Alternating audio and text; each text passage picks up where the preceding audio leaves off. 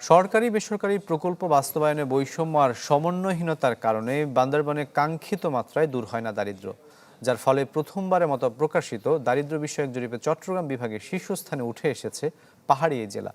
নাগরিক সমাজ বলছে যে দারিদ্র্যের দুষ্ট চক্র থেকে মানুষকে বের করে আনতে হলে দরকার সমন্বিত উদ্যোগ। পাহাড়ি জেলা বান্দরবান, প্রায় ৫ লাখ মানুষের এই জেলা গরিব মানুষের সূচকে চট্টগ্রাম বিভাগে স্থান পেয়েছে শীর্ষে। গেল ৩১ জুলাই সরকারের সাধারণ অর্থনীতি বিভাগ প্রকাশ করে national multi dimensional poverty index for Bangladesh শীর্ষক এই সূচক, যা বহুমাত্রিক দারিদ্র্যের উপর করা দেশের প্রথম প্রতিবেদন। প্রতিবেদনে উঠে আসে দেশের ৩,৯৭,৭০,০০০ মানুষ বহুমাত্রিক দারিদ্র্যের শিকার। সবচেয়ে বেশি ৯০ লাখ দরিদ্র মানুষের বাস চট্টগ্রাম বিভাগে। ৬৫.৩% দারিদ্র্যের হার নিয়ে শীর্ষে রয়েছে বান্দরবান জেলা, যদিও এই হার নিয়ে নানা প্রশ্ন আছে স্থানীয়দের। এত উন্নয়ন করার পরও যেহেতু বান্দরবানকে সর্বনিম্ন দরিদ্র সীমার নিচে রেখেছেন, এজন্য আমরা লজ্জিত।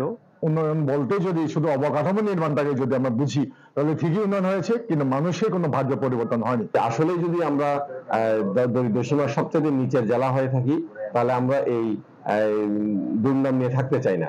আমরা এখান থেকে উত্তরণ চাচ্ছি।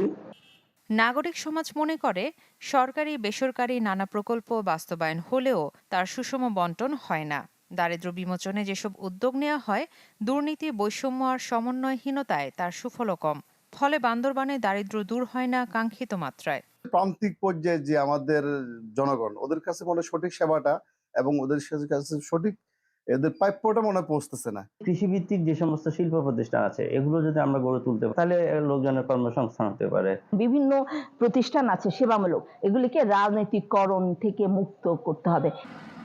তবে বান্দরবানের সর্বস্তরের মানুষের জীবনমান উন্নয়নে নানামুখী কর্মকাণ্ড বাস্তবায়নের কথা বলছেন জেলা প্রশাসক। আমরাও যে বরাদ্দ পেয়েছি সেই সব বরাদ্দগুলো মানে রুট লেভেলে খুব সমবন্টনের মাধ্যমে এবং টেন্ডারের মাধ্যমে সুন্দরভাবে হচ্ছে এই প্রজেক্টগুলোর সফল বাস্তবায়ন আমরা আশা করছি সম্পন্ন হয়েছে। অর্থনীতিতে এটা ভালো একটা প্রভাব পড়বে বলে আমরা আশা রাখি।